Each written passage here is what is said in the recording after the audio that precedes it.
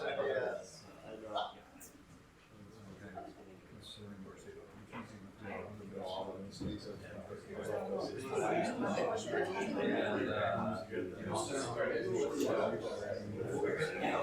In spite of all the reductions, when I get out, I was so glad we still have it. Because I first started writing the grades and I used to watch the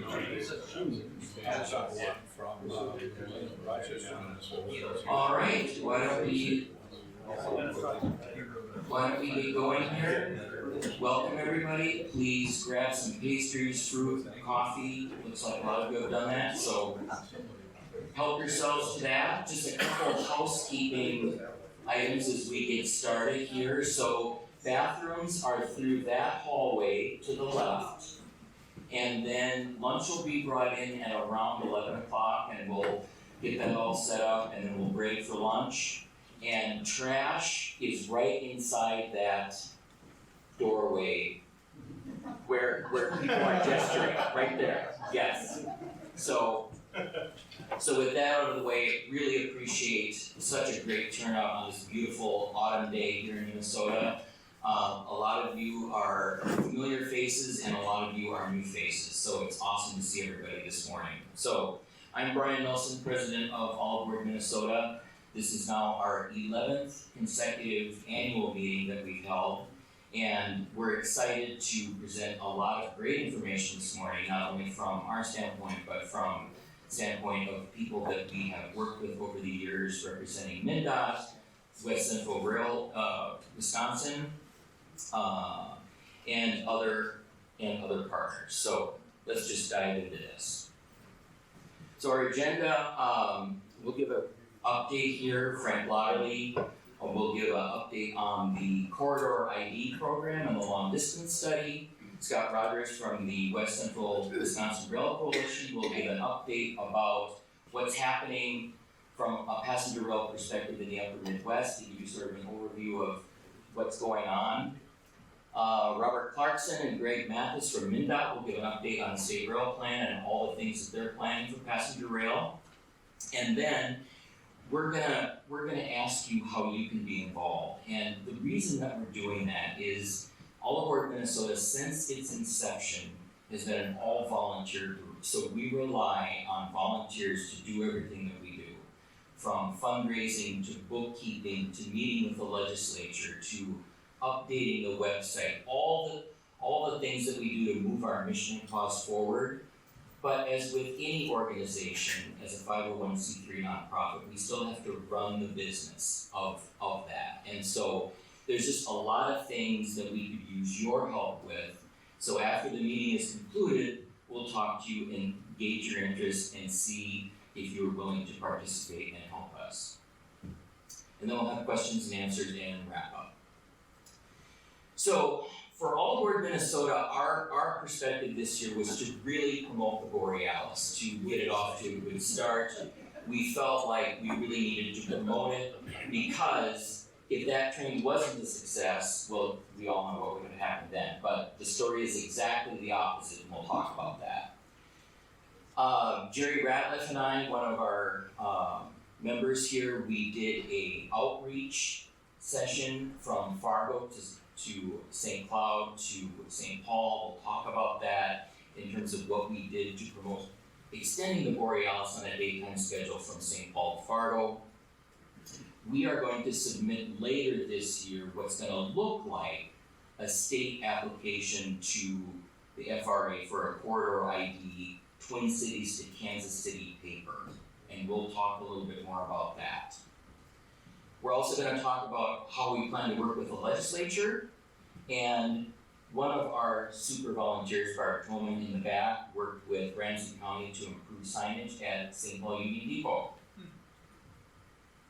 So our group vision is we're focused on two things over the next several years. One is extending the Borealis from St. Paul to Fargo on the Empire Builder Corridor on a daytime schedule. The infrastructure is in place.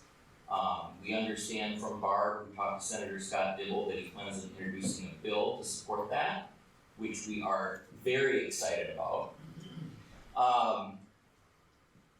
WSDOT is talking about a third daily Twin Cities Chicago train through Madison and Eau Claire. And of course, the North Coast Limited Revival, which Frank is going to talk about in a little bit. And then our other big route, as I just mentioned, is Twin Cities to Kansas City. So Borealis daily service, it's been in the news quite a bit. It's been a resounding success. All aboard Minnesota, and our initial forecast, we thought there'd be about 155,000 riders that first year. Well, within 5 months, ridership has exceeded 100,000 people. So it's to the credit of everybody in this room, all the people that worked on it in the legislature, the Sierra Club, all kinds of organizations were involved to make sure that the Borealis is a success. And so it's been in the news several times, MinPost, Star Tribune. I was recently interviewed by KSTP. That interview is up on our website. And so it's just been an amazing success. And it's very similar to other corridor operations around the Midwest, Kansas City to Chicago. Once you introduce a corridor train, it's like they fill up overnight. And that's the same exact thing that's happened here. And we've received a lot of very, very positive trip reports from our friends, members, people that have found us and are like, wow, what a great service. I had such a great experience. The crews are really engaged, the equipment's clean, it's a nice trip, and so keep those trip reports coming. We really appreciate it. So, as I mentioned, Jerry Ratliff and I covered the entire route, St. Paul to Fargo, meeting with mayors, city planners, city business people, other civic leaders in each of the cities that you see on that map. And Jerry met with probably 30 different mayors and other civic and business leaders from Anoka to Detroit Lakes, which he's going to come up and talk about right now. Okay. And then in Fargo, Jerry and I met with the mayor of Moorhead, city planner. There's Jerry. He was on the road already. Yeah, right. You didn't even know we did this. I did. So awesome. So, and in Fargo, I can tell you that everybody that we met with downtown business associations in Fargo and mayor of Moorhead, and to them it's like a no-brainer. It's like that train would serve college students, it'd be great for the medical community, it'd be great for Microsoft, it'd be great for jobs. They were like, we're on it. The enthusiasm, the support was just outstanding. So with that, I'm gonna let Jerry talk briefly about his experience. I'll be brief. I'm not used to a microphone. I think I'm getting used to talking to people. I just wanted to tell you about this picture. He didn't even know it existed. These two, the city manager had to leave and Brian had to leave because he was driving down the same day. He made one trip the same day up to Fargo and back. Love that, right? Yeah. I told him I don't like it because I didn't get a lot of reading done. But anyway, so the mayor went back and got the city manager because we kept talking about taking photographs, and we finally did, but I ran out to get Brian and he was long gone. But anyway, I think the picture says a lot about how much these people support us in Moorhead and Fargo, but I'll just cut to the chase. I started in July and August, met with people from Anoka all the way up through Detroit Lakes, and Brian and I did a blitz, and I do mean a blitz. Fargo is an extremely dynamic city. They have about 6, I call them chambers or business groups that we met with between the two of us, and plus, of course, the mayors and the city managers. And our purpose, of course, was to extend the Borealis as a daytime train. So we leave up there in Fargo, it's roughly 7 in the morning instead of sitting here and running all night. Those people were very excited because some people don't even know it exists because it goes in the middle of the night. So the purpose was to make the leaders aware of this whole process. Second was to get them to take action. We had a wonderful folder that I left with all of them. that I didn't produce. A lot of different people did. There's too many. I don't want to list a few and miss some of them. And then we also get to update our current base of these leaders, which is very important to keep in touch with them. And then the results, I think, were, well, Brian already said it, they were just really fired up in Fargo. And in fact, we were there, it was 2019, it was on the same day, on October 30th of 2019, and one woman in the public group stood up and said, "Can we get this train tomorrow?" I think, Frank, you were there. Yeah. I remember I had to turn because I was starting to laugh for her, not against her. Finally, I was just going to say this whole thing couldn't happen without a lot of volunteers doing lots of things. And I'm going to end on a funny story. It's really short, but in Staples, Minnesota, I knew the city manager because I was there before. They had no chamber president, and I don't know if the mayor was in the process, it didn't really matter. So what that person did was give my folder to the new chamber president. He sent me an email and basically said, "I'll rally the troops," and he runs the wonderful Timber Lodge hotel in town. So that's about it. Did I make it in time? Beautiful, thank you. Thank you. So, as you notice on the map, we are proposing additional stops at Anoka. Anoka is very excited about getting long-distance passenger rail to stop in their community, which we think would be great from a northern suburbs Minneapolis perspective. We're also proposing that the new daytime train stop in Little Falls. Greg Silka, who's the mayor there, we've met with him several times. He and his chamber, his council, are extremely excited about the prospect of daytime passenger rail. We're also proposing Wadena. So the Empire Builder wouldn't stop at these cities, but we're proposing these additional stops, just for your own edification. So the other thing that I mentioned at the start of this is we believe that another extremely viable, needed route in the upper Midwest is Twin Cities to Kansas City.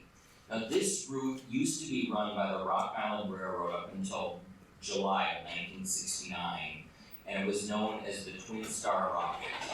And it provided great north-south connectivity through the upper Midwest, because today, in order to connect with the Western trains like the Southwest Chief, California Zephyr, you have to go to Chicago, so you have to go east and then west. And that's a real time suck. And so we think that there's a tremendous potential for this north-south connectivity that would leave St. Paul, go to Northfield, Owatonna, Faribault, Albert Lee, down to Des Moines, and then to Kansas City. And Bob Mullen on our board here did a projection a few years ago, and his analysis thought that there would be 190,000 riders per year. So it would be a very robust service. And what we're going to do to support that is Bob wrote a report. Actually, Bob and I went on a road trip. When was it, 2019? Yeah, 19. 19. So he and I went on a road trip and surveyed the entire infrastructure, all the stations, the track, the signals, grade crossings, and Bob wrote an extensive paper around that. And it has a wealth of information. It's kind of like War and Peace, but it's all very good. So what we're doing is we're organizing that into what a state would submit to the FRA. We're putting it in that format. It's like what, an eight-point process? 9, I suppose. Yeah. So we're going to format it in an FRA submission, and we're going to submit that to MnDOT, Iowa DOT, and Missouri DOT. And all three DOTs, we've been told, are very supportive of this route. So we're very excited about that, and hopefully that will spur some movement and direction. So besides outreach, legislative planning, which I'm talking about, the other thing that we really invested in beginning in April was a new social media campaign. And ever since our inception, we've had a great following on Facebook. We have a very loyal crowd, it's been very stable, been very engaged, but we expanded to Twitter and TikTok, and I'll talk a little bit more about that. But our goals were to really promote the Borealis, get the word out about its success, what it's doing, how it's performing, because again, we wanted that train to be successful, and it is. Our other goal really was to reach new audiences, and I'll show you some stats about that in just a minute, but we really wanted to get the word out beyond the rail fan community, beyond the advocacy community, beyond our traditional, stable, loyal crowd. And so we've done that, and I'll explain that in just a minute. But we also wanted to promote Twin Cities to Fargo Extension, Twin Cities to Kansas City, and promote our work, and promote passenger rail in general. So how has it worked? Well, here are some stats for you. So on Facebook, for example, we've not only dramatically increased followers, but the real metric around social media is engagement. If you can engage your following with likes, shares, comments, if you're engaging with your audience, that's the real metric. And we've really managed to do that with all three platforms. We've seen a tremendous increase in Facebook engagement, and with Twitter and TikTok especially, we're reaching a much younger demographic, people in their 20s, people in their 30s. And so the campaign has really paid off, and with TikTok, and I'm going to show you a couple examples, we've hired a firm who has done just some really clever, great things with the TikTok videos. And so the average post on TikTok receives 6.3 views per post, and we receive significantly better than that. So we're very pleased with this social media campaign. It's going to end in April, and we'll assess our funds and situation at that time. But by then we will have had at least a year of learnings. Maybe we can carry this forward. But to date, it's been very successful. So we're very pleased with that. This is what our TikTok page looks like. All you have to do is go to TikTok, All Aboard Minnesota. You don't need a login. You can click all the boxes to see all the videos. But try it. You'll like it. And here are just a couple examples.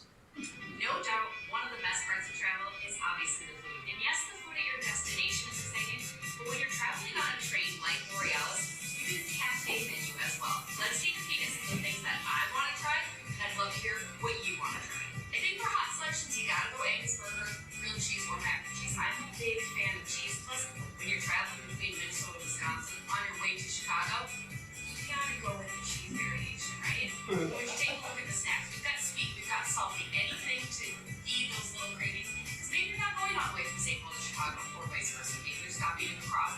Maybe it's a shorter journey. Snacks are the perfect go-to. And hey, breakfast, most important meal of the day. The other thing you can't go wrong with, a nice glass of wine while you sit back on your That's for sure. you can get at the cafe menu offered on the Borealis, which is now operational daily between St. Paul and Chicago. Let us know what you're ordering on.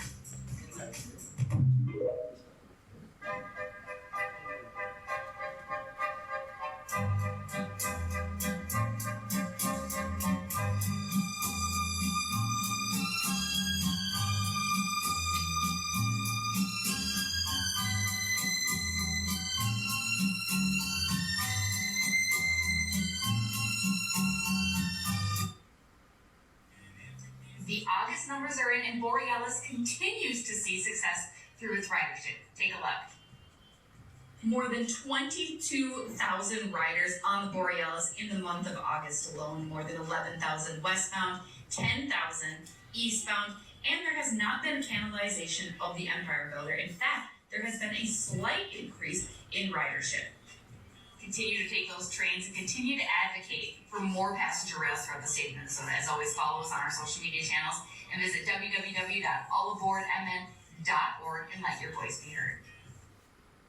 And so to that point, we've really been trying to figure out, we received a lot of comments. We post ridership numbers every month for the Borealis, and we've had several comments. It's like, Borealis ridership numbers are meaningless if it's cannibalizing the Empire Builder. So we're like, valid point.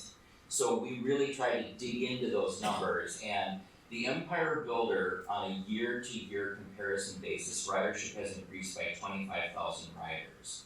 And so we've asked people at St. Paul Union Depot, I've ridden the Borealis, I've ridden the Empire Builder, and I've asked conductors, is the Borealis cannibalizing the Empire Builder ridership in the Chicago to St. Paul corridor? They said absolutely not. If anything, it's increasing patronage because people have more options. And so we really want to make that point that passenger rail use is up in the St. Paul to Chicago corridor because there's more service. So for legislative planning, what we've done ever since our inception is we worked very closely, mainly with the House and the Senate Transportation Committees, to provide testimony about passenger rail, how passenger rail benefits the state of Minnesota and the upper Midwest economically, the green aspect of it, what it would do to the community served. So we've done that for years, and we're planning that again because this year is not only a budget year, but it's a bonding bill year. And passenger rail funding could go into either bucket. And so as Barb Tolman found out through Senator Scott Dibble, there's going to be a bill introduced in the Senate that would fund the daytime St. Paul to Fargo Borealis extension. So we are beyond excited about that. And we will report back to you in terms of action alerts, what you guys can do to support that. So we track legislation, we provide you with action alerts, we'll report on it in our newsletters, it will of course be promoted on our site. So this is a continuation of the work that we've done since our inception, but we do remain very active in the legislature. So here are a few very strong friendlies in the Minnesota legislature. As you may have heard, Frank Hornstein, who was the chair of the House Transportation Committee, retired. We understand that caucuses are meeting right now to select the next chair, but Representative Aaron Cagle, who is a huge supporter of passenger rail, was reelected. And so we are very, very pleased with that development. So, the other thing that we wanted to report on is, again, Barb Tolman realized that there was a lot of confusion at St. Paul Union Depot around signage. We got a lot of feedback. It's like, I'm here for the first time, I don't know where I'm going, how do I find this, how do I find that? So Barb took it upon herself to really organize an effort and work with Ramsey County to improve signage. So here's an example. This is all new based off what she did and her work of working with Ramsey County. So I think we owe Barb a little round of applause.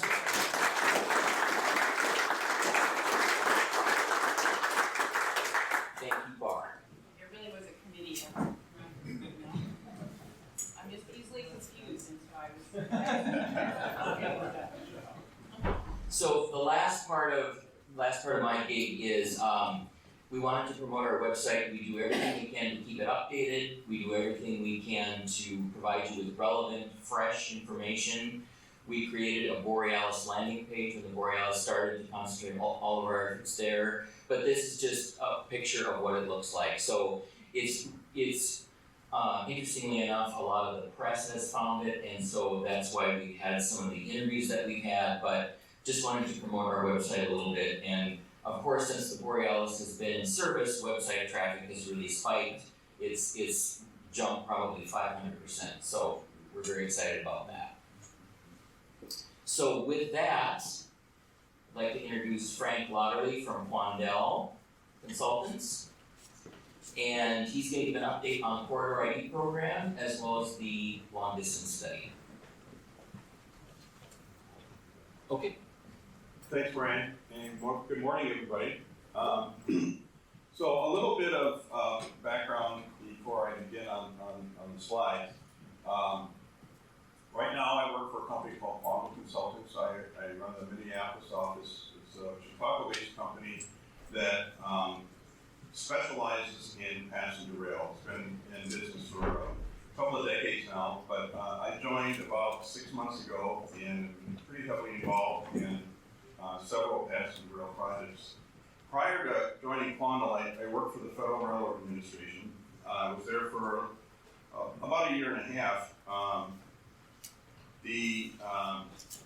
Which doesn't sound like very long, but it was certainly very, very challenging and enjoyable. And before that, I worked for the Minnesota Department of Transportation for about 15 years in the passenger rail office and later a supervisor in the freight office. So I've been involved in passenger rail in Minnesota for almost 20 years. But what I wanted to talk about today is a couple of programs that were created by the Infrastructure Investment and Jobs Act. I always have to stop and think what those letters stand for. The IIJA, which some people call the Bipartisan Infrastructure Law. A couple of programs. One of them is the Corridor ID program, and the purpose of the Corridor ID program is to jumpstart planning at the local level. The FRA, just like other federal agencies, they don't actually do the work. They provide funding for state DOTs to do the planning and the construction. So the IIJA provided a very significant amount of money to passenger rail, and one of the ways the FRA is using that is this Corridor ID program. And the objective is to partner with local sponsors such as MnDOT for particular corridors, and in the process create a project inventory, things that need to be done in order to begin service, and then have those projects ready so that when it's time to actually fund the projects, we have what they refer to as a pipeline of projects. And let me go to the next slide. The Corridor ID program is designed to be to work with corridor sponsors at the very beginning, because it's a lot of planning is local. This group is just a good example that the federal government is not really sitting up there trying to decide how to do this.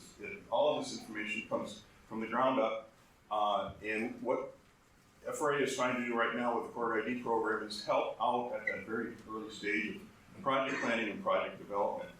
So next slide. There are about 69 corridors around the country that have been funded through the Corridor ID program. And the very first step is to scope out your project, and there are several Corridor ID projects that affect Minnesota. One, of course, is the Northern Lights Express, which the Minnesota Department of Transportation is sponsoring. There are also Corridor ID projects in Wisconsin that affect Minnesota. There is a proposal for a second Borealis. There is a proposal for new service operating between Milwaukee, Madison, and Eau Claire. And of course, there's also the long distance service, which Amtrak used to operate as the North Coast Hiawatha, which would provide service to southern Montana, but be another connection between Minneapolis and the Northwest. So go to the next slide. So here's a map of the various corridors that are in the Corridor ID program. You can see that, as I said, there are several corridors that affect Minnesota, and work is proceeding on all of those. So the objective of this very first step in the Corridor ID program is to create what's known as a service development plan. And the service development plan is a comprehensive planning study that identifies a wide variety, the characteristics of the project, and so to ensure that the necessary information is developed to proceed to preliminary engineering and environmental work later. One next. So that's the Corridor ID program, and fundamentally, just just to summarize, the Corridor ID program is going to continue as a program. The very first solicitation brought out a lot of projects. I don't expect that there's going to be 69 additional projects the next time they do a solicitation. The FRA is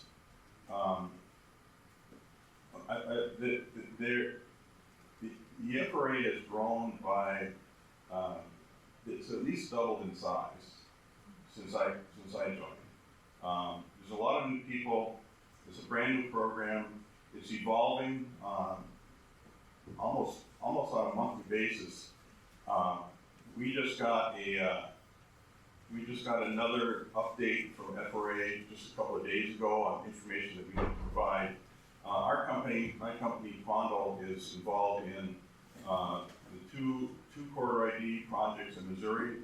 One that involves the River Runner and increasing service between Kansas City and St. Louis and extending to St. Joseph, Missouri. The second Missouri one is extending Illinois service from Quincy to Hannibal. So we're working on that project. We're also working on the North Coast Hiawatha, which is sponsored by an organization called the Big Sky Passenger Rail Authority in Montana.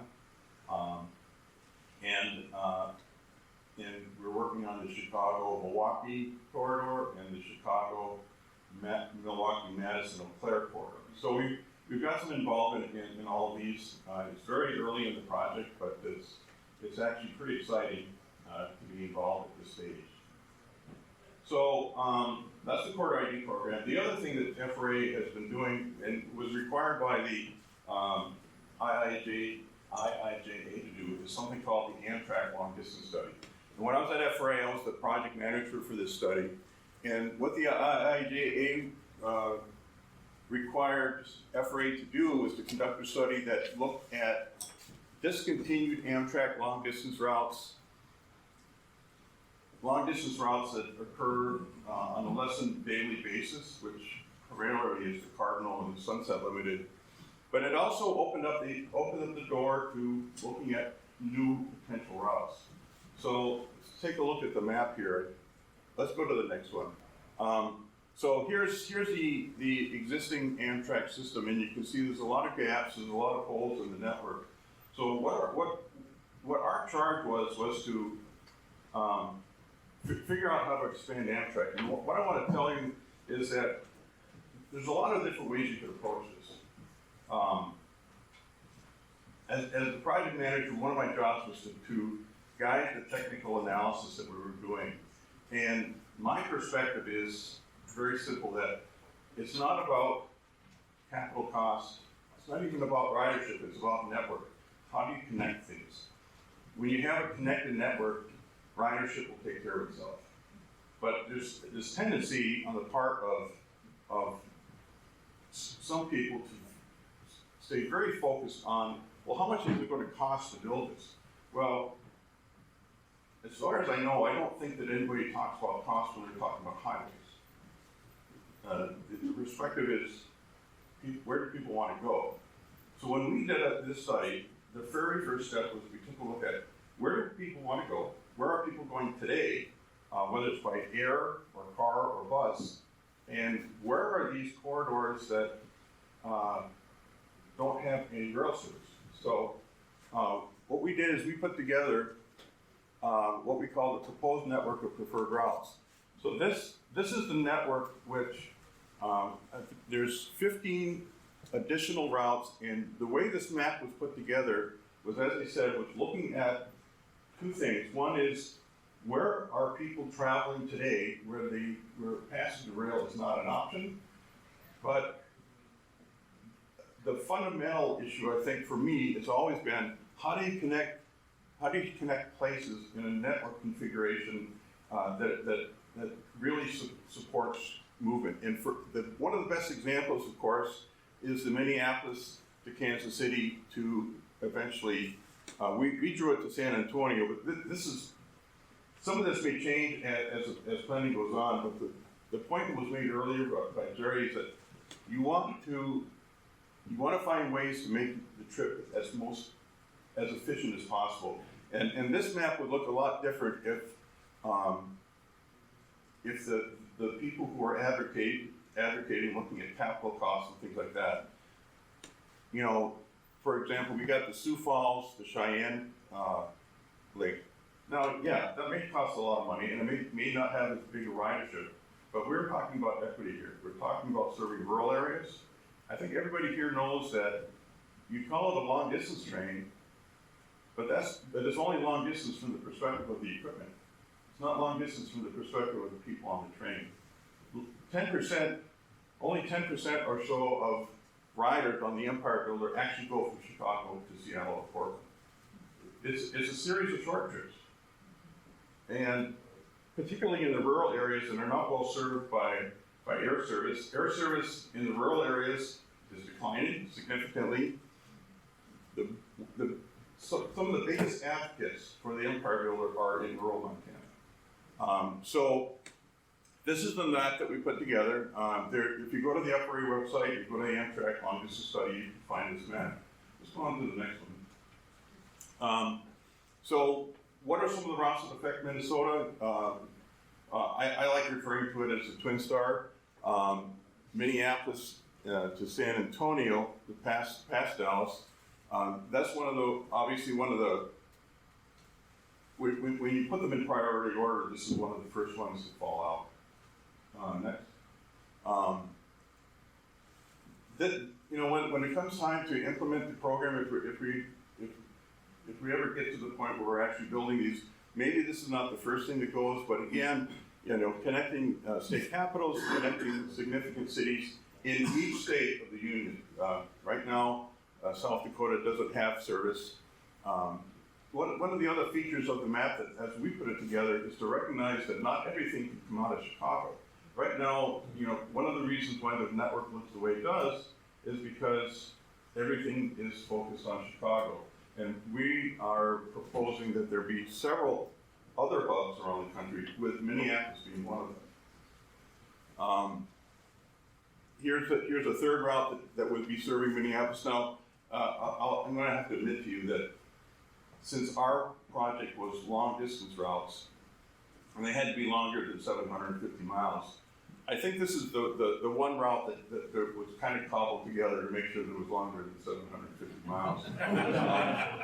But it's another way to get to Kansas City. Now, this could be viewed as an alternative to the Rock Island, but really, you really should have both eventually.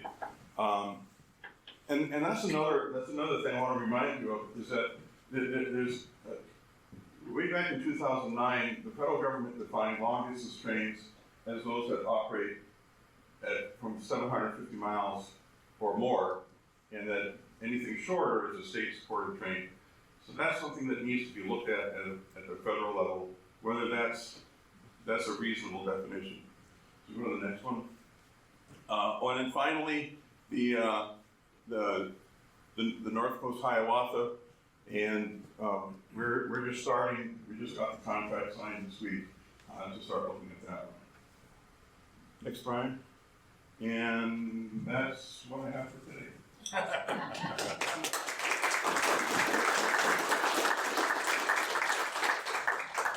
So let's take 5 minutes or so and see if anybody has any questions on what Oliver Minnesota presented or what Frank presented. Anybody have any questions?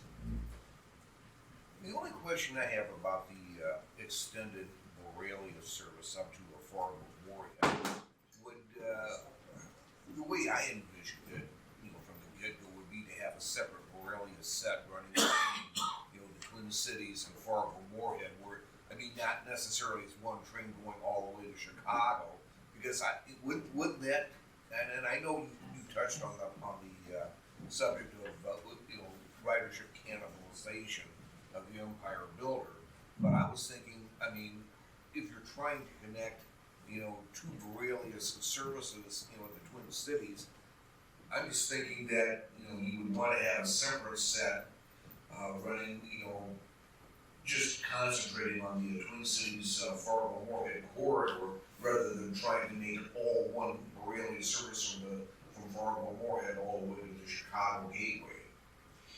good question, and I'll answer it from my perspective. Great Mathis and Robert Clarksen are also gonna talk about Borealis, and I'll let them try to address that too. But my answer would be, that's a good point.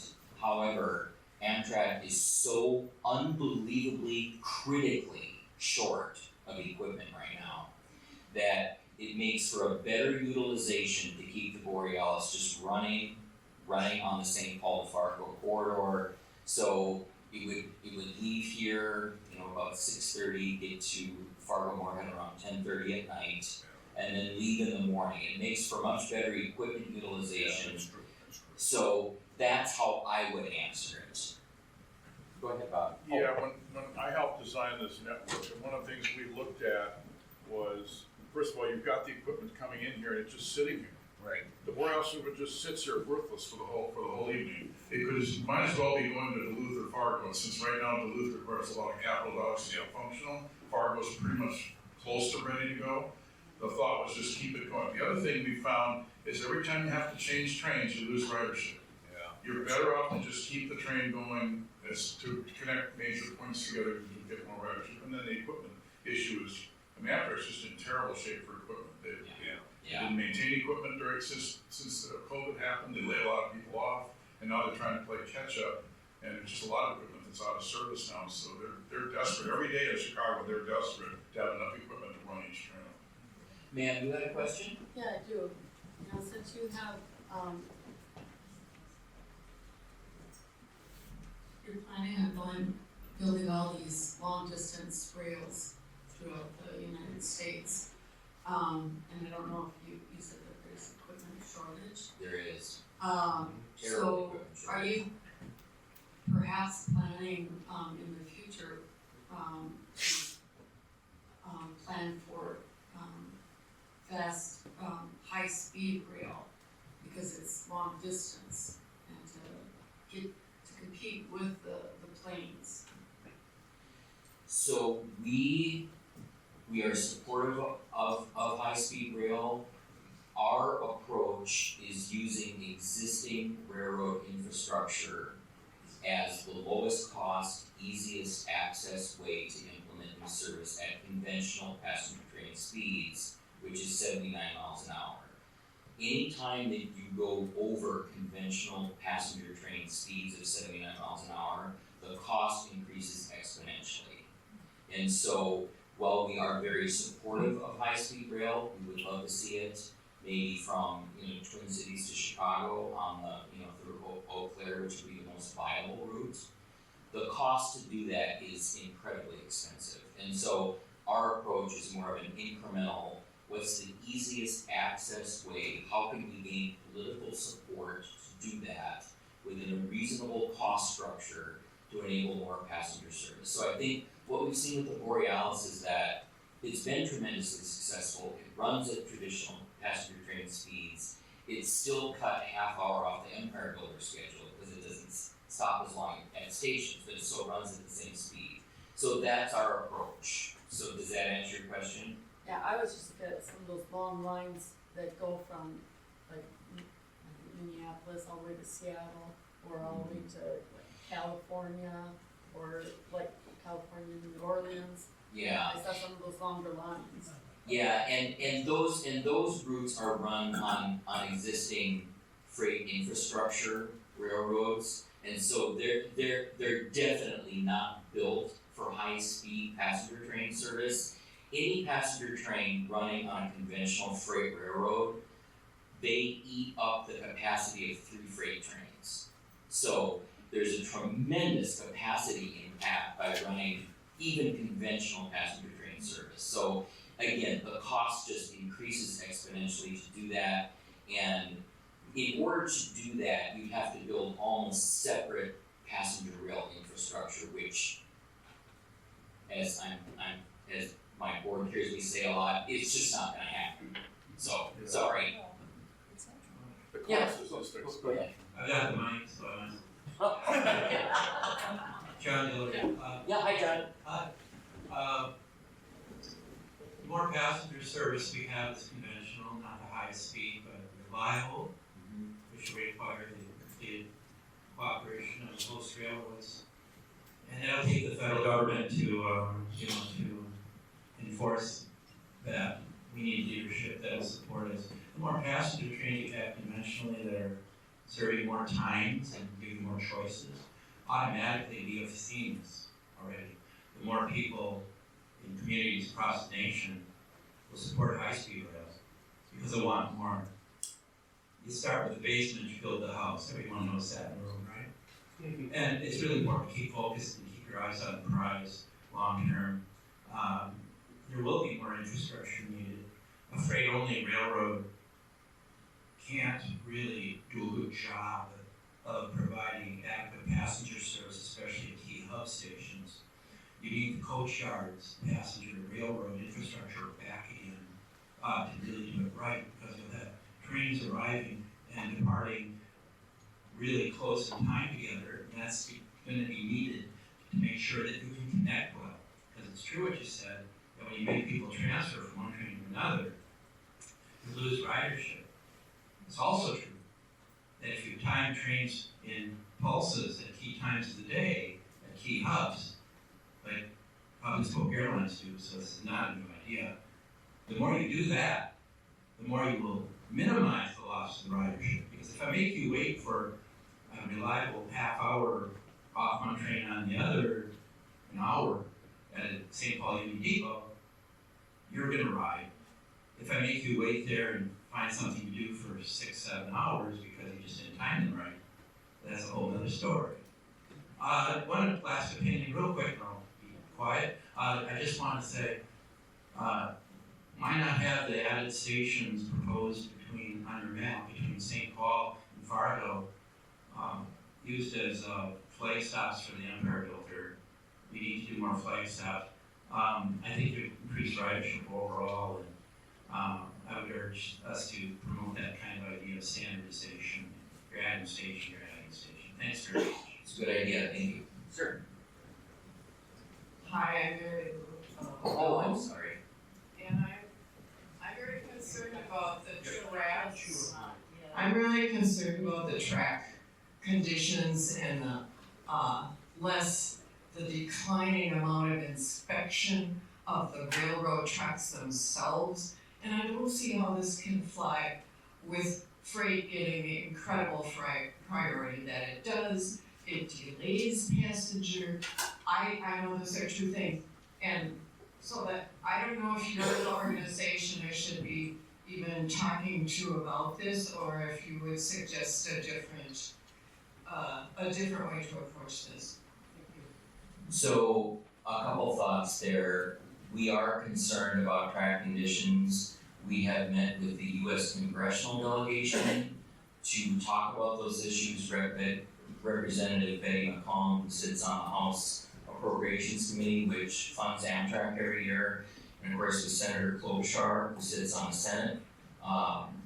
Senate Appropriations Committee, to address not only track conditions, but to address Amtrak's abysmal state of equipment repair. So, and Senator Klobuchar, during a hearing last year, addressed that at an Amtrak hearing, so we were very grateful for her support. I think we have time for one more question. Sure. I'm sorry, I got the mic. Sorry. My question is with the Corridor ID program, actually, and maybe that our former FRA representative can answer it, but thank you. With the Corridor ID program, from my understanding, you apply for either a conventional or high-speed grant. If the ID comes out and the community says, oh, we actually would like higher speeds here on this line, can the community apply for the high-speed rail, basically? I'm thinking of the Twin Cities, Eau Claire, Madison, Chicago route is applied for conventional rail, but I know, like you were saying, you would encourage high speed along that line. Well, the way the Corridor AD service development plan process is Frank, can you hold that closer to your? hold it a little closer. Yeah. Like this? Okay.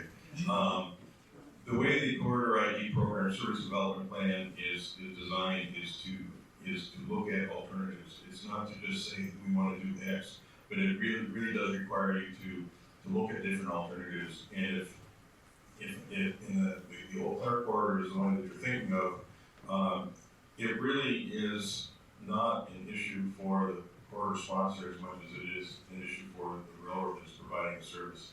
And what I've heard, and this is not direct knowledge, but I've heard that the UP is supportive of the project. But during the corridor AD process, during the service development plan development, if high-speed rail is something that the corridor sponsor is really interested in, they have the opportunity to decide that. So in the interest of time, we better keep going, but there is more time dedicated near the end for more questions, so we will try and get to everybody that we can. So with that, I'd like to introduce Mr. Scott Rogers from the West Central Wisconsin Rail Coalition.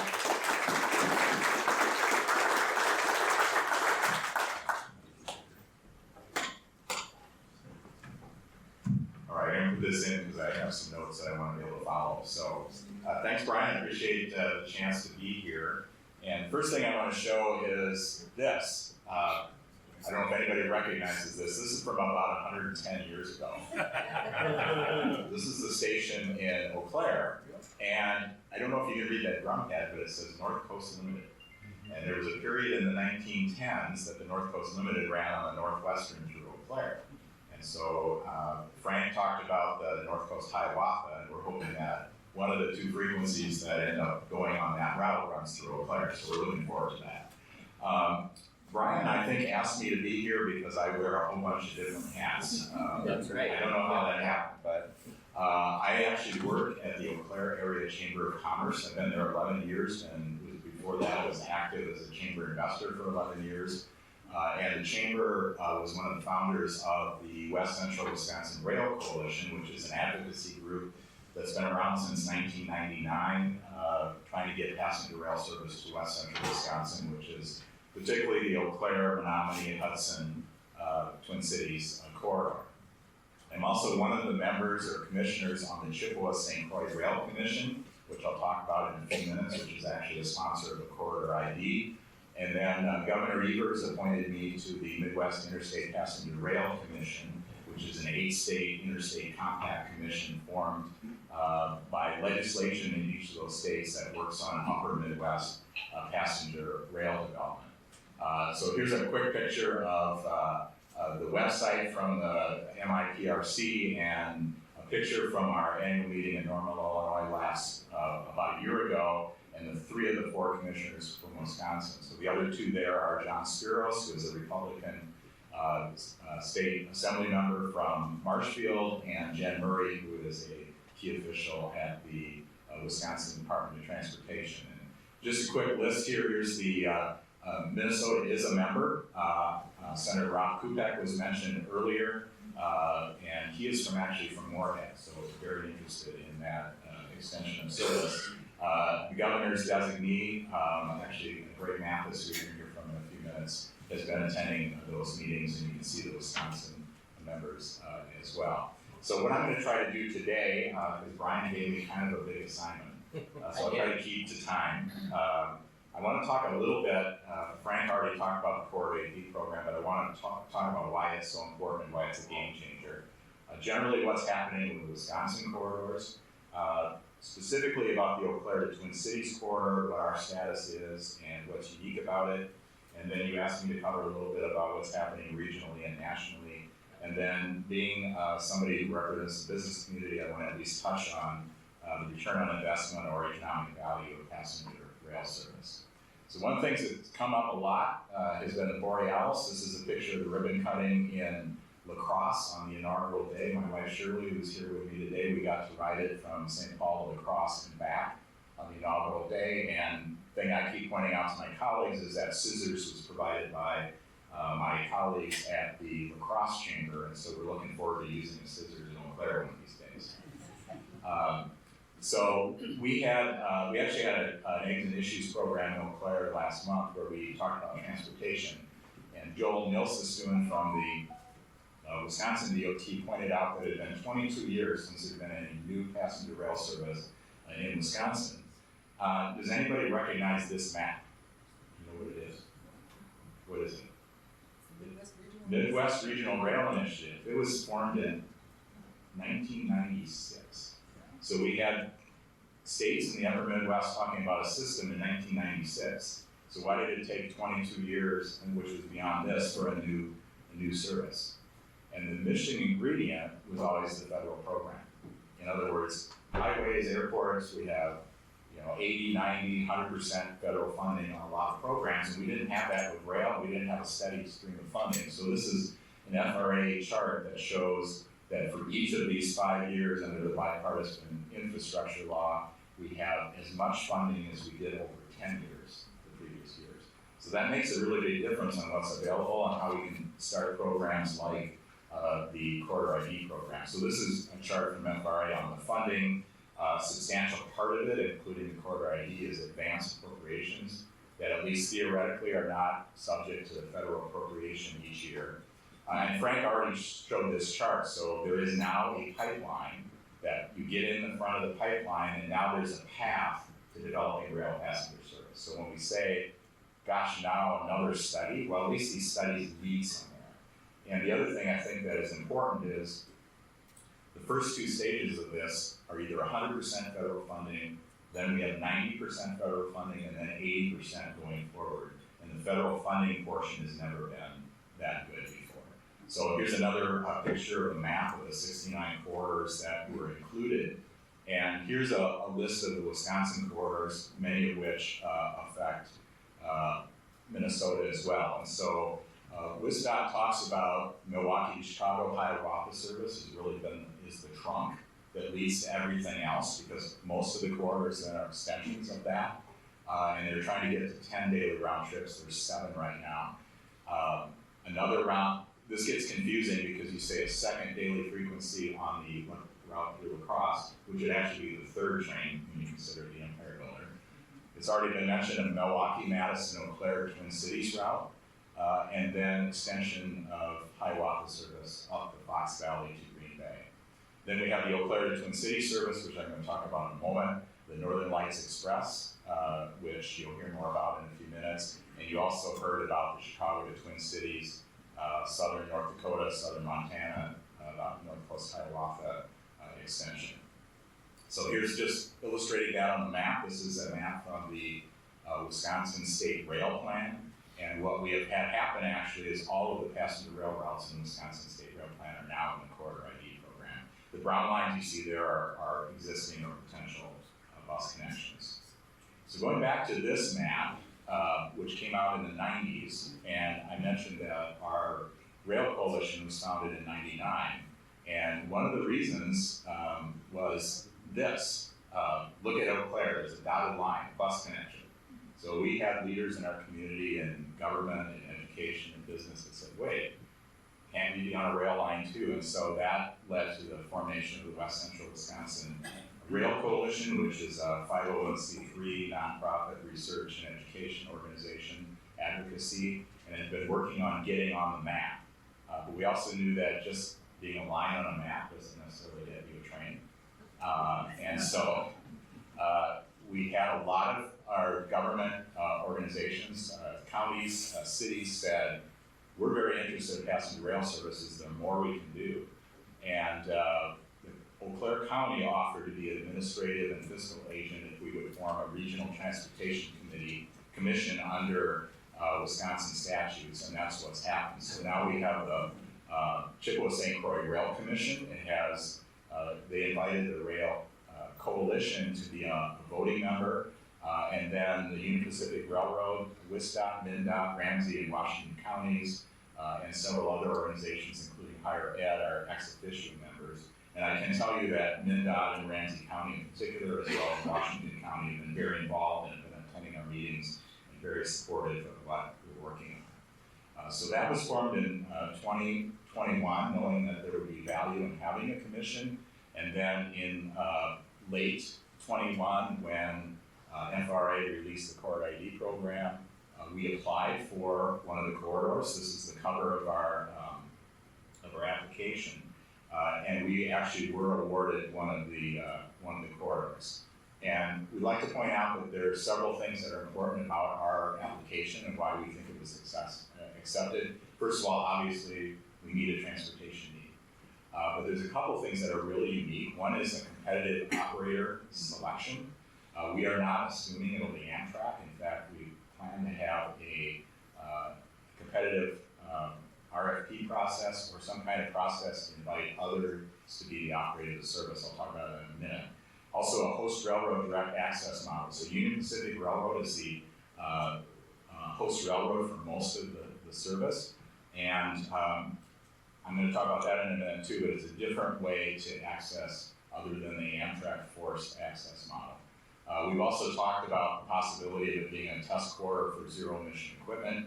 And then we want to have enough frequency to make it possible to have transportation oriented development at the stations so that we get all of the economic benefits we can out of the service. So when we talk about a competitive operator selection, every one of these companies you see here run more trains and carry more passengers than Amtrak, but some of you probably never heard of them because if their names are on the side of the train, it's in very small print because they do contract operation for commuter agencies and other things. And they have a trade association called AI Pro. They've talked to us, they said, we are very interested in bidding on operating a passenger train service. And because we're starting with a brand new corridor, there's opportunities to consider that and look at that as part of our process. There actually is one example of an intercity corridor that Herzog is operating, that's CT Rail between New Haven and Springfield by the state of Connecticut. And in fact, it runs on the same tracks that Amtrak does, and they have cooperative ticketing, that sort of thing. Union Pacific has also been very active, and this is actually a couple slides that UP brought and gave us a presentation at our last commission meeting in October. Just a few things. One of the things we also have going for us is that the Altoona sub, which is the UP terminology for this part of the line, it is already Class 4 track and it already has PTC. It does not have CTC, so we have to put that in. And I won't go into what all those things are, but those of you that are kind of into railroad terminology would know that. And then we're talking about a negotiated situation for adding passenger service to UP's line. So UP says they have capacity that they could make available. Their position is that Amtrak undercompensates railroads for use of the track. And they're saying to us, and so what happens is, you go to a railroad, you say you want to run passenger trains, they say, okay, you can do that, but you have to maintain all of the capacity we currently have. And that usually means adding a lot of infrastructure for millions and millions of dollars. UP is saying, you know, we have some capacity here, we'll sell you that. If you pay us a market rate, we won't make you do all that upfront capital. Now, this is all kind of theoretical, it has to be negotiated, but we think it's worth pursuing, and it may be something that would help open up freight railroad cooperation with, let's see, so that slide did not completely show up. Not sure what happened, but we had, just want to tell you a little bit about where we are right now with the corridor ID. So we are in the scoping process. I have a couple slides from HDR. So we selected HDR, who also has HNTV on the project. We've kicked it off. We got the notice to proceed this summer. We signed a contract with HDR in September, and the scoping process is currently underway. And so Frank already talked about this, but there's three aspects to the corridor ID. The scoping is what's happening right now. The service development plan is next, and then the preliminary engineering it comes after that. And these are all the parts of the service development plan. I do want to say that when the Borealis was started, WSDOT said they would be looking at shuttle service to Eau Claire, and we are intending to see that go forward. We would definitely like to see that happen. So did want to mention that we talked about all the funding that's coming forward. There have been lots of projects that have been added recently. MIPRC earlier this year got a grant to become an interstate passenger rail commission and to do more work. That was part of the bipartisan infrastructure law. And then also we got a federal planning grant to advance the Midwest Regional Rail Network, which is to take, this goes to the high-speed rail possibilities. FRA came out with this map a few years ago, 3 years ago, and to actually put some legs on that and start planning across the Midwest. And just going through a very quick list of some other things that were added. These all were announced recently. The Wisconsin Mosquito Yard Bypass. That's a project in Wisconsin to make it possible to have get up to 8 round trips. Illinois got a $157 million project, and some things in Michigan. And then finally, grade crossing shunt enhancement safety project. That's to deal with some grade crossing issues, particularly in Illinois, is why they're running superliner equipment on some of those. So North Carolina got $105 million to do more work on its corridors, and then of course, they've finally broken ground in Mobile and are moving forward on the Gulf Coast corridor. Other things we have going on, we have Brightline in Florida, we have Brightline in the West Coast. California high-speed rail is moving forward. Amtrak has ordered equipment for many of its routes. This is the 2 projects in Wisconsin that are moving forward to get more Hiawatha services. This is the Springfield one. I mentioned that we had a chance to be to Normal, Illinois, and see what's going on there. The next MIPRC meeting is actually coming up later this month in Unity Depot in St. Paul. And just a couple other things to mention. This is a High-Speed Rail Association article about Normal, Illinois, and the value of passenger rail service. And these are some of the economic reasons that we think passenger rail service is important. 2 other things just to mention quickly, and that's the return on investment. Wisconsin and Minnesota estimated for Wisconsin $3.6 million a year to have a Borealis, $25 million coming back to our economy. And one of the things really important is that Missouri did a study where their $8 to $9 million they've been spending annually brings back over $200 million in passenger rail service. In Wisconsin, we have a group that has been working on encouraging expansion of rail passenger service in Wisconsin. These are some of the Chamber of Commerce and Business organizations that have come on board. These are some of the businesses and some of the other organizations and higher education. That's my content information. I appreciate it. Awesome, thank you.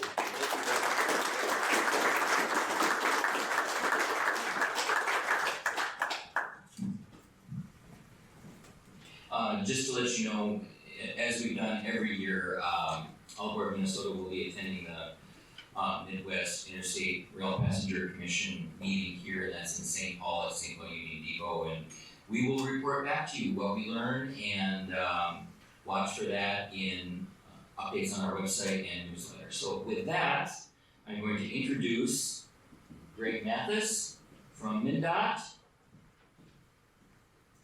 to give his update about what MnDOT is doing, all the great work that they're doing for passenger rail in Minnesota and beyond.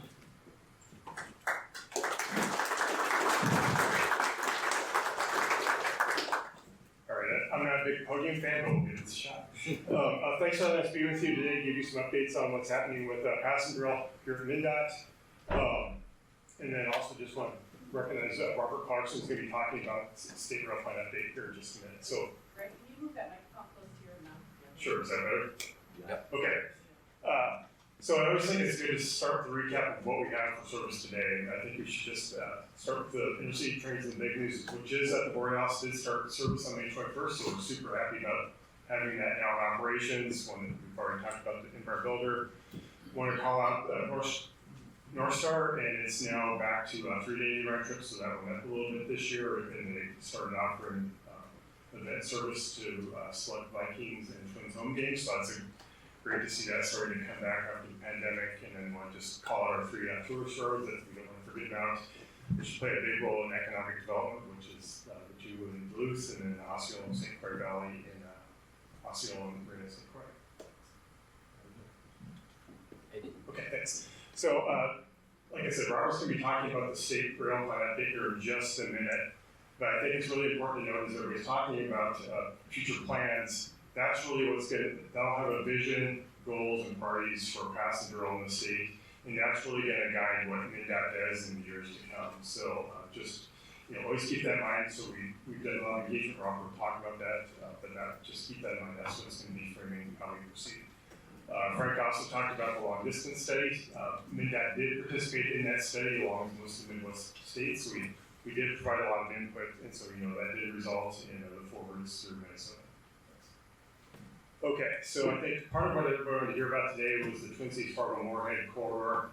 I think a number of you were here last year when we just were starting to talk about that. We got legislature that asked us to do 2 studies coming out of the session in 2023. The first was to look at and we submitted that report to the legislature on February 15th, and that was really to look at a service extension North Star to St. Cloud. And so what they asked us to do was really give them a roadmap for how to actually do that. So it was identifying the steps and costs to implement as well as the process to apply for federal funding for doing that. So pretty tight time frame. The legislation was approved, late May, and the report was due mid-February. So pretty quick time frame to get this done. So we really tried to build on previous studies. And we looked at both the low and high level service alternative, which really built on some previous studies done by MnDOT and Met Council. The table on the right gives a snapshot of what we found out. We also assumed phased construction to allow service to get started sooner. So for the low level alternative, we assumed like 2 daily round trips from St. Cloud to Minneapolis, and then on a daily basis, and then 4 weekday and 2 weekend for high level service alternative. And then in terms of like the construction, we based this assuming that we would have gotten funding this year, 2024 session, which didn't happen. So these, some of these dates would get pushed back and some of the costs would go up. But we assumed phase 1 construction would be wrapped up in 2036, and that's when you'd be able to start service. That phase 1 construction is really, I think there's about, and Robert can correct me if I'm wrong, but I think there's about 65 or 60 to 70 trains between Twin Cities and St. Cloud, I think, on a daily basis on the Staples sub. So, those are the capacity improvements that we would need to get the service started. And then the phase 2 construction are the additional capacity improvements that are needed to accommodate the future growth of freight rail in this corridor.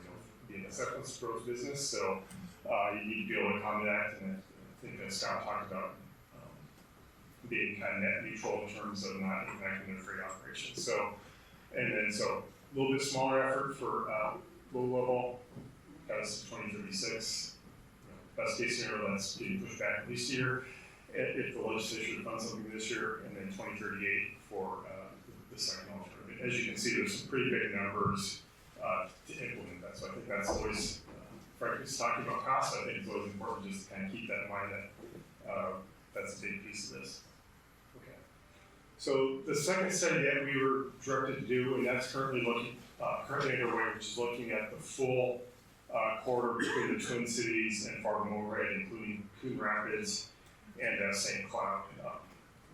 We've been directed to look at a couple things. And so the first is really to evaluate options for developing transit and rail service improvements along the full corridor, as well as connections beyond. So I think the legislature asked us to kind of think big picture on this as well. So we're going to consider alternatives, are going to consider a range of options, and it's going to include both bus and rail. And I need to repeat that, bus and rail, because that's what the legislature asked us to do. So they want to learn about what's kind of best, what's really needed, what's going to be able to best serve it. We also need to look at the cost for eliminating North Star service. Very interested in the legislature for this, but also thinking about if there's city trains, what's the need for North Star. So this is really a financial exercise. This was North Star got a lot of federal funding to implement it, so it's looking at what would we the state or council potentially have to pay back to the federal government on those grants. Those grants have certain life cycles for them, and so if you're needing service before the end of that life cycle, you can pay some of that funding back. But then the second piece of that is also looking at potential cost savings in terms of expenditures for ongoing operations and maintenance of the service. And then the third point we need to do is, and it kind of jumps back to that first point is look at potential jurisdictional transfers depending on what we come up with for alternatives. So right now, Met Council, has authority to operate the Big Lake. They don't have authority to operate St. Cloud. If we're looking at a full corridor to Fargo Moorhead, who's should be responsible for that. So more to come on that. Normally, studies would take a few years. We're trying to get it done in a much more condensed time frame, so we're limiting how we engage with everybody. Stakeholder engagement is underway, largely working with metropolitan planning organizations, some rural development councils, local communities, so cities and counties along the corridor, as well as transit or transportation providers. And so that includes transit providers on the corridor, university bus lines, and rail operators. And this study is due to the legislature on February 1st. We're making pretty good headway on it. We held a couple of engagement meetings this week, and a few more in the coming weeks. Next slide. So I just want to touch briefly on MLS. It was accepted into the corridor ID program a couple weeks after we met last year. So took for a few months to get everything set up. So we got our grant for the step one obligated at the end of March. Worked with them to prepare a project management plan for doing step one in April, May, got that approved in May. And then we spent the summer doing gap analysis, and that's something else that's required by FRA, and so it's looking at a number of things. We have a previous service development plan that was done a number of years ago, so we had a pandemic since then, a lot of things have changed, so looking at what do we need to update. Also, FRA has updated some of its requirements for service development plans, so also looking at what might we need to update or add to reflect that those new requirements. So we got that done over the summer, so right now we're in the process of really doing the main task, which is developing a scope, schedule, and budget to do that service development plan update.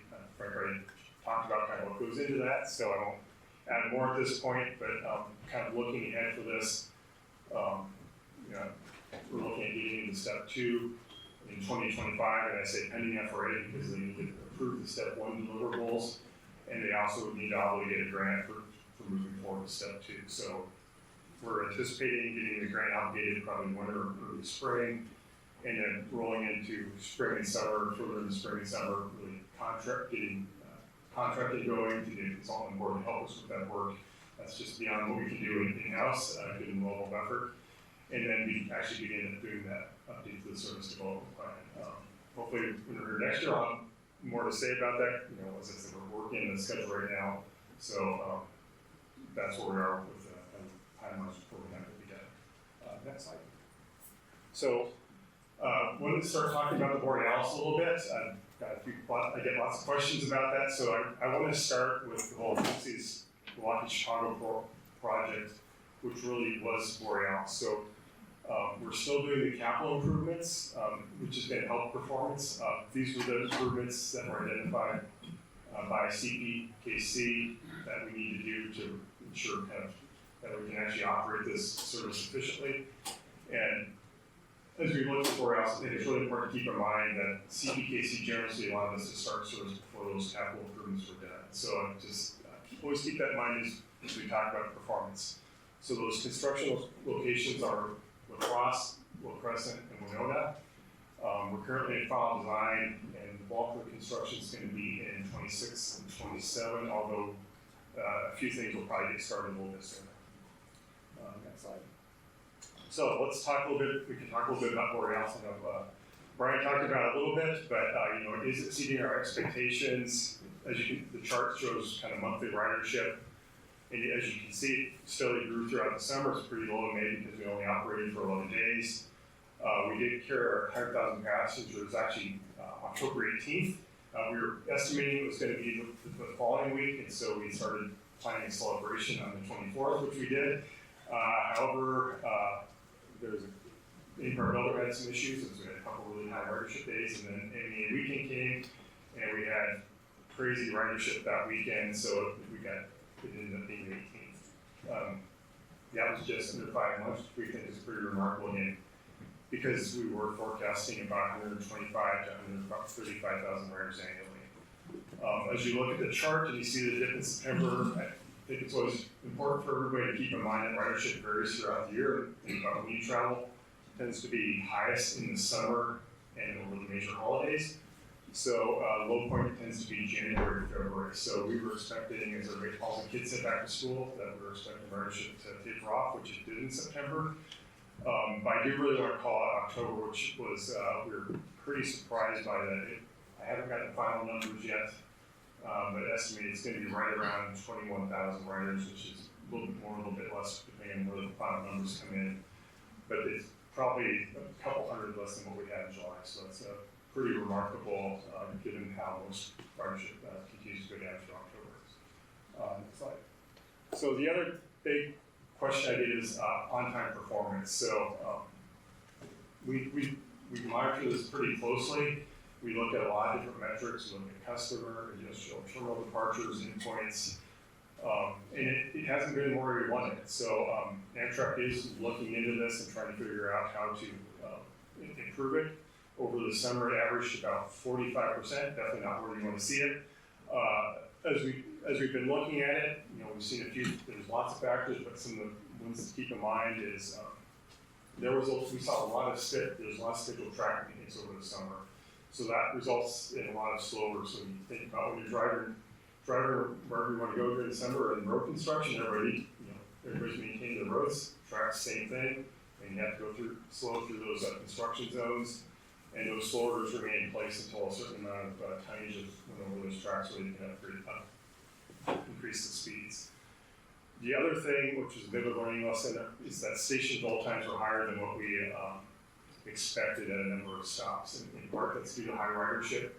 But the other thing, as we saw, is a lot of travelers are traveling with a lot of bags or really large bags, and that's really slowed boarding time at a number of different stations, especially if you have high ridership. So, and that kind of segues into that next point, is just everybody learning how to operate the service. We expected this would take a few months for everybody to be able to understand how to most efficiently operate the service. So this includes everybody from Amtrak to the host roads, with the host roads figuring out how to best integrate a new scheduled service. And as I think Scott, you were talking about, this passenger train takes up 3 freight train slots. So figuring how to fit all that in with existing freight traffic when we haven't got those capacity improvements done yet. And also how to hand off between the different roads, because we operate on metro tracks in Chicago, then it goes over to CPKC, and then as we get into the Twin Cities, Signage dispatch right being itself. So that was also figuring out how do you notify everybody and those dispatchers when you know that this train is coming.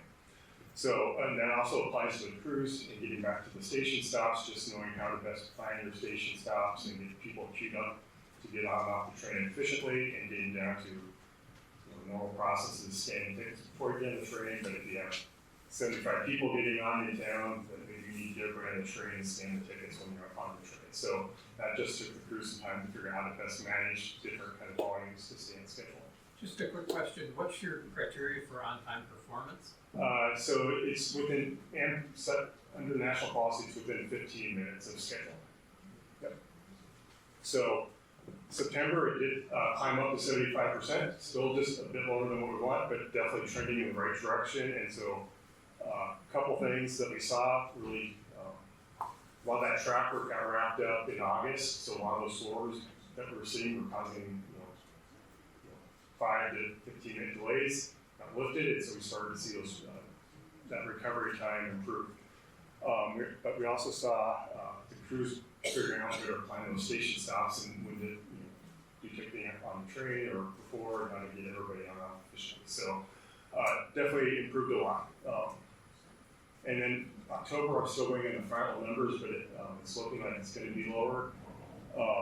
And really, a lot of this is being caused, we saw an uptick in mechanical issues at initial terminals in October. I think we're now like 22 or 23 initial terminal mechanical issues since we started service, and I think we had 9 of those were in October alone. So when that happens, basically that affects everybody that's riding that train that day, because if it leaves 15, 20, 30 minutes late, then everybody, it's hard to recover. So everybody rides late, that affects it. So Again, Amtrak, this is a MnDOT, really big priority of MnDOT, so we're actively working with Amtrak to evaluate those causes and assign a team to really dive into this and look at options for how to improve this. So that's into my presentation. I will hand it over to Robert to talk about the rail plan. Thanks. Thank you very much.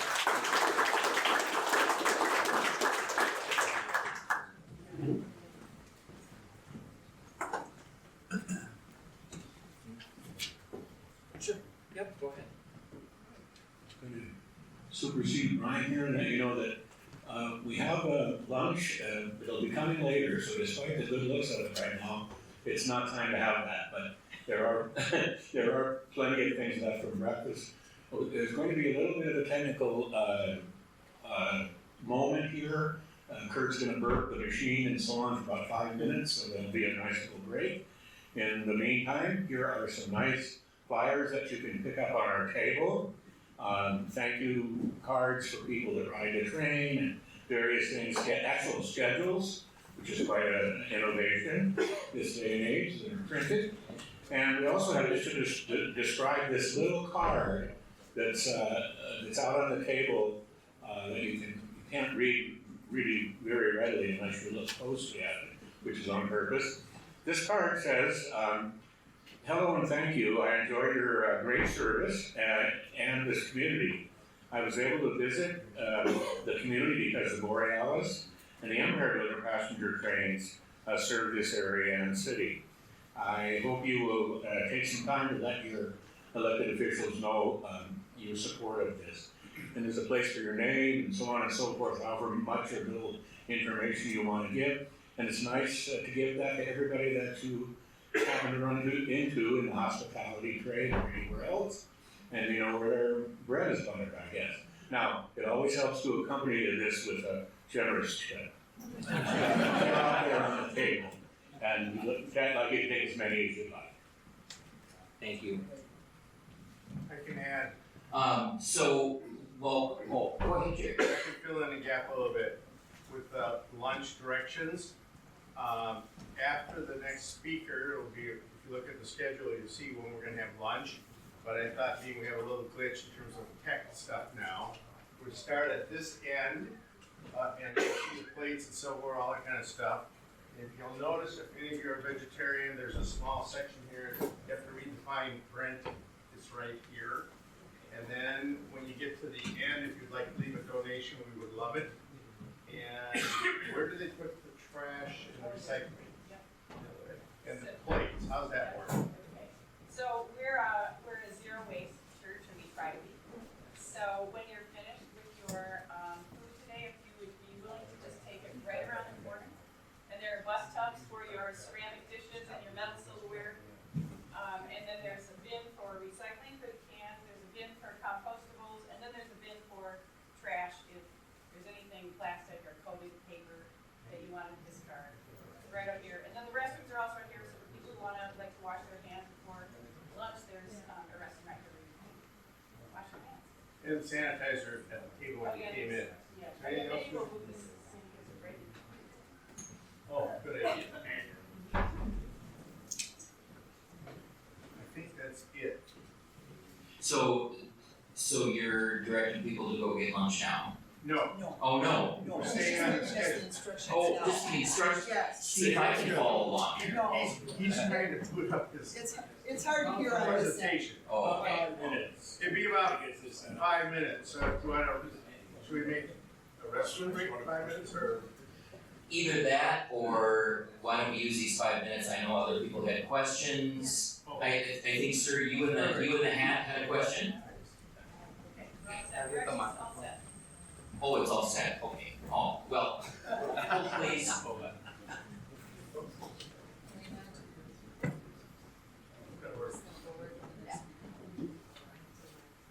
All right, so we're gonna keep going? Yep. Okay. Here's your microphone. All right, excellent. Whoops. Let's see if I can do this.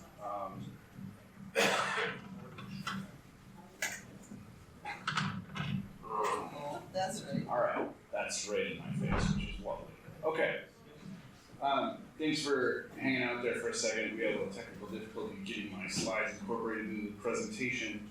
My name is Robert Clarksen. I'm a transportation planner with MnDOT, the freight planning unit of the Office of Freight and Commercial Vehicles. Our office is responsible for freight planning initiatives on the highway system, as well as our efforts to plan, update the state rail plan, among other projects we're working on. So I've been with MnDOT for about 9 years. Previously, I worked for the city of Minneapolis as a city planner for about 15. And so, you can go to the next slide. Okay, and you can go ahead again. There you go. All right, I got a timeline up. Okay, so essentially, just this presentation is on the process to update the state rail plan. We'll try to address a few questions here: why we're updating, what are the elements, and how are we going about accomplishing that? You can go to the next slide. MnDOT periodically updates all of the modal plans in what we call our family of transportation plans. There's about 8 different contributing elements to the family of plans. So the highway plan, for example, I mentioned the state freight plan, we have a pedestrian system plan and the aviation system plan. These are all contributing documents that support Minnesota, or the state's, MnDOT's multimodal transportation planning efforts. And kind of serve under the guise of the statewide multimodal transportation plan, which is the overall transportation plan that MnDOT has developed. And so we periodically do this to ensure that we're planning for a relevant, safe, and efficient transportation system. My goal with our interest in doing this is to create a policy plan that puts MnDOT in the best position possible to advocate for a rail transportation system both in the future that connects the people of Minnesota to markets and to their goods. It's a fairly simple thing, moving people and the things that they need in the most efficient way possible. You can go to the next slide. So this is a slide about essentially the environment within which we work in the regulatory context. In the big picture, an updated state rail plan will play an important role in shaping the state's investments in the rail system and guide eligibility for federal grant funding opportunities like all of those which Greg talked about. Essentially, if your state rail plan has mention or reference to some of the corridors and projects that are of interest to the state to optimize its system, that makes your application, whether you're a state entity or like the Chippewa State Croix Commission, look a little bit more favorable in the eyes of the FRA. And so it's also a policy plan that's a creature of the state statute. Minnesota 17401 has, that's a statutory reference, about 16 different goals that the state needs to follow to build the integrated transportation system we're trying to support. Several of those goals speak directly to MnDOT's role in creating a rail transportation plan. Things like eliminating injuries and fatalities, providing multimodal facilities and intermodal connections, depending on whether you're looking at the freight side or the passenger side. And then overall, just to enhance economic development opportunities around the state. In 2022, the legislature adopted some new language that did 2 things. It gave MnDOT 2 years to update its state rail plan after we adopted the latest version of the SMTP, that's that big plan that I made reference to. And then also, there was some language in there that requires MnDOT to invest according to a prioritized scheme that we developed, which will be for the first time in the current plan that we're working on now. Passenger Rail and Improvement Investment Act of 2008 provides federal guidance that establishes the contents of state rail plans, and I'll talk about that on the next slide. You can go ahead. So here we have a little bit about that. The scope for the state rail plan, oh, what did I do? Did I get too far? Nope. What did I do? I kind of like to rely on my notes. Okay, I did something out of order. But anyway, in terms of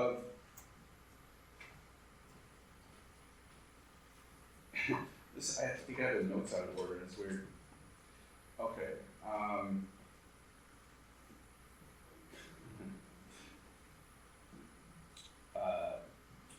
little bit about the scope of work. Okay, sorry, this is a little weird to do this. The scope of work for the state rail plan is rather unique. We're relying on a robust outreach agenda that is rather uncommon for rail plans. Typically, they don't involve the same level of public engagement, but this is important to MnDOT, so we're doing it on this plan as well as others. Most of the time, you'll see like a prime contractor working with a state DOT, and then they'll have a subcontractor that does the public engagement element of a plan process like this. Reporting to them, we did something different. We selected 2 contracts, so we have a technical consultant, WSP, working with us on developing all of the technical details of the operational elements of the plan, all the sciencey stuff, the engineering stuff.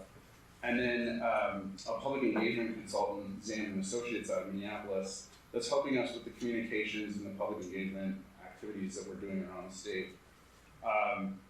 This has been important for us to have better relationships, we think, within the communities around the state of Minnesota, and hopefully to allow us to help elevate voices of the public that might be underrepresented communities through targeted engagement events, communications, and other methods, despite a relatively limited budget to do this.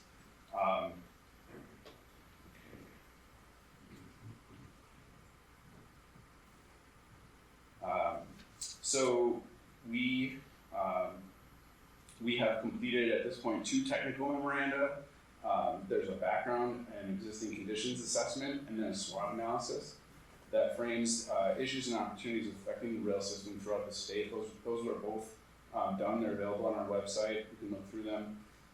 The second round of public engagement that we're currently getting into right now is more associated with efforts to report back out to the community on things that we learned from the outreach conducted by Zan and the technical analysis compiled by WSP as a result of doing a lot of interviews with the railroads and industry stakeholders and organizations like all of them.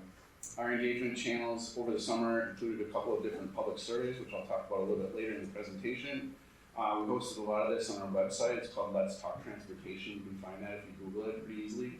State Rail Plan, Let's Talk Transportation. Through those 2 surveys, we fielded a number of questions and received about 5,400 responses from essentially Minnesota responders, or some comments that were made about the implications of the rail system beyond Minnesota. So you saw a couple of dots on an interactive map that we hosted in Kansas City and in a few places in Wisconsin. So that was kind of neat to see that people were thinking, sort of a bigger picture context, kind of going back to some of the presentations you saw before with the whole Midwest interregional rail corridor, interregional rail system in mind. Okay, go ahead. So I talked a little about the scope of work and mentioned a couple of the tech memos. Essentially what we're doing is building on a sequence of each phase of the plan. So there's the first deliverable I mentioned was this bit on the background research. And within that there were things like a trends analysis that gave an idea of what are the current things that are happening on the rail system on the passenger and freight side, and then some forecasts and things like that that help us kind of project forward what we might see in the future. The SWOT analysis, the second tech memo, looked back at the system inventory and trends issues that WSP had analyzed doing the direct stakeholder outreach they had created. So that's what that one's about. And then essentially the point of the slide is to say that the information produced in these documents is iterative, and so we're currently working on this third technical memorandum related to the vision, goals, objectives, and action plan for the future development of a state rail system, and that's being done right now. And so let's see, I'll go ahead. You can go to the next slide. Thank you. And so this is pretty much right hot off the press. We haven't shared this yet, so you get to be the first. But the proposed updated vision here combines, I think, our interest in promoting an interrelated passenger and freight rail system that complements one another. We had elements of a vision and an action plan in the previous state rail plan that were several paragraphs long, so this is much more concise and a little easier to deliver. So I think those are some of the positive benefits of it. But Minnesota State Rail System will create an efficient, cost-effective, environmentally responsible transportation system for movement of people and goods, accessible to all residents, and to maintain the quality of life in the communities through which it travels. Okay, you can go ahead. And then one of the things that's important to MnDOT is we have this 50-year vision under something we call Minnesota Go, and that establishes the guiding principles for the statewide multimodal transportation plan. There are 6 different objectives within the XMTP, and what this does is attempts to kind of show some of the elements of the feedback we received from our outreach and WSP's research and analysis, how they sort of go along with those objectives in the SMTP. And so basically we're aligning what we're doing with this current project and MnDOT's 50-year vision for transportation.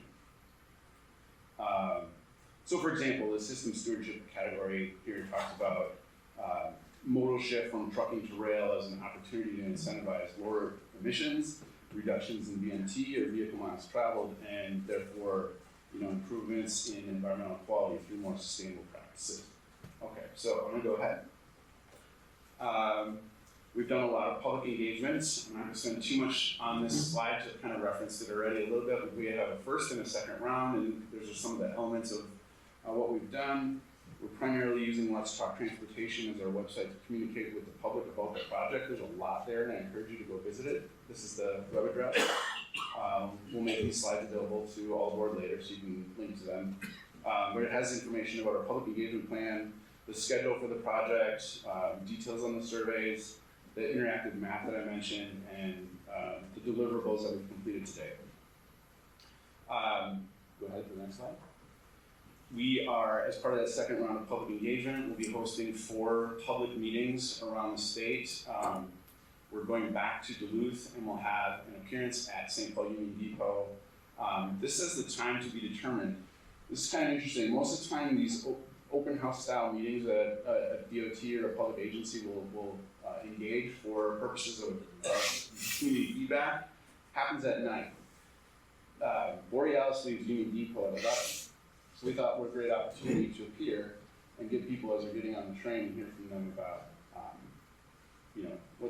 what they think of the vision that we've established and things like that. So the other ones are going to be later in the evening, but we thought that'd be a really cool way to sort of bring this back to people's actual experience riding the train. We go to the next slide. Then I'll spend a couple minutes just talking about the 2 surveys. The first survey was really intended to sort of gauge people's interest in the planning process and sort of energize them around future opportunities for engagement. This survey had about 25, 30 questions, and it asked about, what is your experience riding Empire Builder or Borealis? What did you enjoy it? Things like that. We've got about 1,200 responses. The survey was paired with this interactive map, and this is an example of what it looks like. It's I had a question yesterday about this where like the numbers that are on there, if you can see them, as you zoom in and out, it'll change, so that's dynamic. But basically it's showing how many responses were within that area at that zoom level. There were about 1,000 responses overall to that, and they, in the first survey, people basically were talking about their interest in passenger rail improvement priority. There was an interest in expanded service, reduced travel times, and increased access. And I'm being told this to end, but I have one more slide I want to share, or 2, I'm sorry, and I'll make these quick. So the second survey, I think is pretty interesting to this group. Interest in passenger rail to destinations within and beyond the state of Minnesota. You saw in the corridor ID map presentations, but earlier, this interest in getting to places like Denver. What I think was interesting about the feedback we heard in this second survey was we asked people to provide us with origin and destination pairs for where they wanted to go. And overwhelmingly the responses were, well, we're already going, we have intentions of going to those places, which is great. But what was kind of neat, go to the next slide. So you see the top 4 destinations were Duluth, Chicago, Madison, and then number 2 is Denver. And so what we heard from people essentially, I think, corroborates what FRA is doing in the long distance program. And I think that's kind of fascinating. So I'll leave it at that. Oh, this is a proposed timeline, thank you. Won't spend much time here. We're looking at essentially wrapping up a draft plan and then doing internal approval processes within MnDOT, with MnDOT leadership, and going to FRA early in 2025. Next slide, I think, is the last one. Yeah, okay, and actually Greg talked about all this stuff, so if you could go forward. One more. Okay, one more. And then, yeah, big pictures, just trying to recap. Addressing the statutory and federal guidance, modernizing to conform with SMTP, and education and conveying issues and threats as well as benefits and opportunities. So I will leave it at that. Great, thank you, Robert.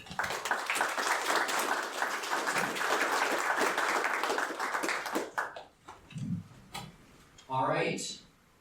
Yes, Bob. One concern I have is these public engagement meetings, and this has been going on with MnDOT for a long time. They're always from 4 to 6 p.m. People are at work. You're not getting public engagement. You want public engagement, the earliest you can get there is 5:30 or 6. So to call it public engagement when everyone's at work is not public engagement. It needs to be 6 p.m. or 6:30 p.m. after that. All you're getting is retired people like myself, or other people that are interested, but you're not getting the full public engagement because people can't leave work to go to one of your meetings, whereas they would if it was at 6:30. And that's why Just an input. Yeah, appreciate that. I think that's why we This has been going on for a long time with MnDOT. It makes me start to wonder, are you really interested in public engagement?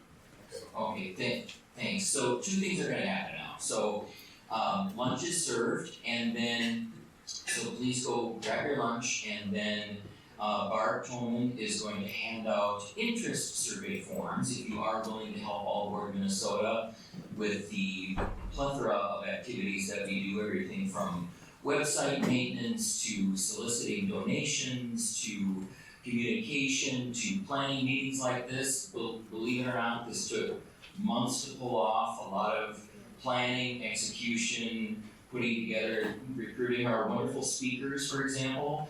So it all takes time and effort. We're all volunteers, and so we would be grateful if you would consider helping us in any way that you can. Again, Barb is going to be handing out these forms, and you can talk to anybody who's wearing an All Aboard Minnesota shirt about what you would like to do. So with that, did you have a comment to make, Barb? So it would be great to have a facilitator at each table. So during your lunch, is someone that would, walk through this very simple orange form, and then the forms that we're asking you to complete, if you're interested in helping out, are right here, and those will be at your table. And we're not asking you to tell us today that you're committing to 20 hours a week or 20 hours a year. We're just asking you to think about, what are your skills, what are your interests in this issue, and in the future, could we call on you to say, help us with a meeting like this, or do some outreach at the Union Depot if we're going to be talking to riders again. We had a great partnership at Union Depot with the Sierra Club a couple of years ago in support of the Borealis. So anyway, maybe someone at your table will be brave and volunteer to kind of lead a little bit of a discussion about why we're here and how we might even expand this work that we're doing. And just to let you know, if you are a gracious volunteer, you will be paired with a board member who will ensure your success, make sure that you have a good experience, that you're happy and healthy. Well, but in any event, everybody please dine on the gourmet lunch experience that you're about to have, and we will be in touch. Thank you all for your time and attendance. Really appreciate your support. We can't do our work without you, your membership, your donations, your participation here is so appreciated, and we thank you. So, with that, enjoy your lunch.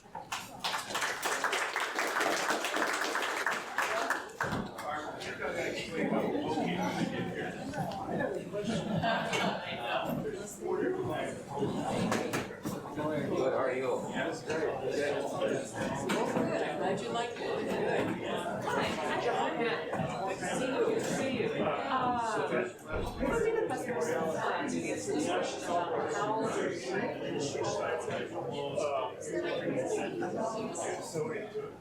That is a great question, and we're trying to figure out some ways of right now. So, is it probably very